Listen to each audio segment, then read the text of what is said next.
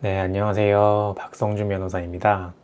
오늘은 제가 정말 많이 하고 있는 이혼 사건에 관해서 이제 의뢰인분들이 이제 법적인 지식이 잘 없다 보니까 이혼을 하기 전에 어떤 것들을 준비해야 되는지 잘 모르세요. 이혼 절차가 어떻게 이루어지는지도 모르시고. 그래서 이제 이혼하기 전에 알아야 할 것들에 대해서 말씀을 드리려고 합니다. 자, 바로 들어가 볼게요. 일단 이혼하기 전에 이혼이란 무엇인지 한번 우리가 생각을 해봐야 됩니다. 이혼이란 무엇일까요? 사전적 의미로는 법률상 부부관계를 종식하는 것이겠죠. 법률상 부부관계를 끝내려고 하는 건데, 부부관계는 일반적인 사인과 사인 간의 관계와 달리 여러 가지 법적인 효과를 부여합니다. 예를 들어서 우리가 한번 친구 사이와 한번 부부 사이를 비교를 해보겠습니다. 자, 친구 사이일 때는 그냥 사인과 사인 간의 관계고, 또 국가에 신고할 필요가 없죠. 또 국가에서 이 사람과 이 사람이 친구 사이다 라고 규정을 해주지가 않아요. 근데 부부관계는 혼인신고를 함으로써 국가가 가족이라고 인정을 해서 그 가족관계 증명서를 떼면 나오고, 또 영촌인 관계가 됩니다. 부부끼리는. 그리고 법적으로 이제 의무들이 생겨나요. 어떤 것들이 있냐면, 일단 부양 의무가 있습니다. 배우자가 경제적으로 어려운 상황에 놓여 있을 때 그 배우자를 부양하여야 할 의무가 있고, 그걸 이행하지 않았을 때 부양료를 청구할 권리도 있습니다. 그리고 이제 협력 의무, 공동생활을 하다 보니까 그 공동생활에 같이 협력하여야 할 의무가 생기는 것이고요. 또 이제 동거 의무가 있습니다. 같이 살 의무죠. 결혼하고 혼인신고까지 해놓고 그냥 내 맘대로 그냥 따로 살겠다라고는 원칙적으로 할 수가 없는 거예요. 물론 이거는 집행을 강제할 수 없어서 강제로 끌고 와서 따로 살겠다는 사람을 같이 살려고 할 수는 없는 거라서, 어떻게 보면은 좀 규범적인 규정이라고 볼 수도 있지만, 규범적인 효력이 있는 어떤 의무라고 볼 수도 있지만, 어쨌거나 동거 의무가 있고요. 또 이걸 이행하지 않았을 때 흔한 케이스는 아니지만 위자료를 청구할 수도 있다는 판례가 있습니다. 마지막으로 이제 정조 의무가 있습니다. 정조 의무는 그 상대방에 대해서 신의를 지킬 그런 의무를 말을 하는 것이겠고요. 또 이제 중요한 게 이 세상 사람들이 가장 중요하게 생각하는 이 돈 문제죠. 돈 문제가 있습니다. 부부 사이에는 이 상속권이 있어요. 그리고 부부가 혼인 생활을 하면서 이룩한 재산은 부부 공동재산입니다. 원칙적으로 우리가 나의 재산은 전적으로 내 소유죠. 그걸 특유재산이라고 하는데, 이제 혼인 전에 내 명의로 취득을 했거나 혼인 후에 내 명의로 취득을 했고 상대방의 기여가 전혀 없는 재산은 특유재산이 되긴 하는데, 원칙적으로 혼인 생활을 하면서 부부가 공동 생활을 하면서 쌓은 재산은 공동재산으로 되고, 이것은 곧바로 말씀드릴 재산 분할의 대상이 되는 것입니다. 자, 그렇게 그 부부관계는 법적으로 인정을 해주는 특수한 관계이기 때문에, 또 이런 법적인 의무와 권리가 생기기 때문에 이혼을 하는데도 절차가 필요한 것이다. 여러 절차가 필요한 것이다 라고 생각을 하시면 되겠고요. 자, 그럼 이제 이혼을 할 때는 어떤 것들을 정해야 되냐, 그걸 말씀드리겠습니다. 딱 3가지만 알면 되는데요. 작게 말해서 3가지, 좀 구체적으로 말한다면 5가지 정도가 될 것 같습니다. 일단은 첫 번째로 가장 중요한, 가장 문제가 되는 이 재산 분할입니다. 부부가 이제 공동생활을 하면서 아파트를 구매했다, 아니면 자동차를 구매했다, 또 예금을 저축했다, 보험 가입을 했다, 또 연금이 있다, 이런 그 전형적인 재산들에 대해서 이혼을 하면, 이게 특유재산이 아니라 공동재산이라면 분할을 해야 됩니다. 이걸 분할을 할 때는 여러 가지 요소들을 고려합니다. 기여도를 고려를 하고요. 또 소득이라든가 재산의 크기, 실무상으로는 그게 원칙적으로 재산 분할을 할 때 판례가 나와 있는 건 아닌데, 실무상으로는 재산이 크면 클수록 소득 생활을 하지 않았던 배우자의 소득 생활을 하지 않았던 당사자의 기여 부분을 적게 인정해 주는 경향이 있어요. 재산분할의 문제가 있고, 두 번째로는 친권 및 양육권입니다. 쉽게 말해서 누가 애를 데려가서 키울 건지를 정해야 된다는 거죠. 이거는 근데 이제 미성년 자녀가 있는 경우에만 해당합니다. 이 성년 자녀가 있으면 법적으로는 그 양육을 해야 할 의무는 없습니다. 그 성년 자녀가 심각한 어떤 뭐 장애라든가 그런 것, 그 기본 생활이 곤란한 처지가 아닌 이상 원칙적으로는 그렇습니다. 그래서 이제 미성년 자녀가 있는 경우에 문제가 되는데, 여기에 딸려 나오는 것들이 이제 그 양육비 문제가 있습니다. 이것도 굉장히 문제가 많이 되죠. 쉽게 말해서 데려가서 키우지 않는 당사자가 데려가서 키우는 상대방에게 매달 성년이 될 때까지 매달 지급하여야 할 돈을 말하는 것입니다. 이것도 이제 부부 양 당사자의 소득을 합산해서 계산을 하고요.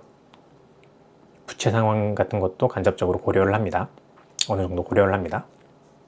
그 다음에 이제 면접교섭에 관한 권리입니다. 어쨌거나 이혼을 해서 자녀를 상대방이 데려가서 키운다고 하더라도 내 자녀이기 때문에 내가 볼 수 있는 권리가 있는 거잖아요. 그래서 그 권리를 어떻게 할지 정하는 겁니다. 보통 뭐 2주일에 한 번, 뭐 토요일에서 일요일 뭐 1박 2일이라던가 아니면은 그 외박을 하지 않고 몇 시간 만나절이라든가 이제 그런 식으로 면접교섭권을 정하게 됩니다. 그 다음으로 생각할 수 있는 게, 그 다음 정해야 할 게 이제 위자료입니다. 위자료는 이제 이혼을 하면서 참 부부 양 당사자에게 그 이혼에 귀책 사유가 있는 경우도 많지만, 정말 일방 당사자의 책임으로 인해서 이혼하게 되는 경우가 있거든요. 그런 경우에 내가 너 때문에 이혼을 하게 됐으니까 나에 대해서 이제 위자료를 내놔라. 보통 뭐 그 정도에 따라 다르지만 일반적으로는 뭐 2천만 원, 3천만 원 정도 청구를 많이 하는 것 같아요.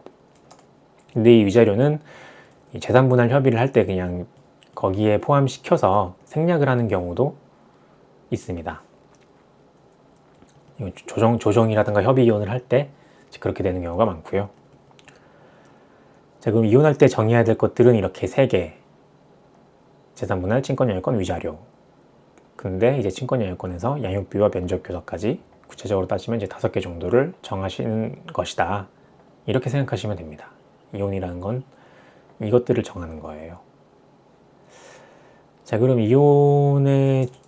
마지막으로 이혼의 종류에 대해서 알아보겠습니다. 이혼은 일단 이혼은 협의 이혼이 있습니다. 또 재판상 이혼이 있어요. 또 재판상 이혼의 일종인데 이제 조정 이혼이 있습니다. 설명을 드리면, 협의 이혼은 그 부부 양 당사자가 법원에 같이 가서 우리 이혼하겠다, 우리 성격 차이 그러니까 도저히 심해서 이혼하겠다 하고 이혼 신고를 하고 또 숙려 기간을 거쳐요. 또 숙려 기간을 거친 후에 판결을 받는 것입니다. 판사 앞에서. 그러면 이 판결을 가지고 구청에 신고를 함으로써 이혼의 효과가 생깁니다.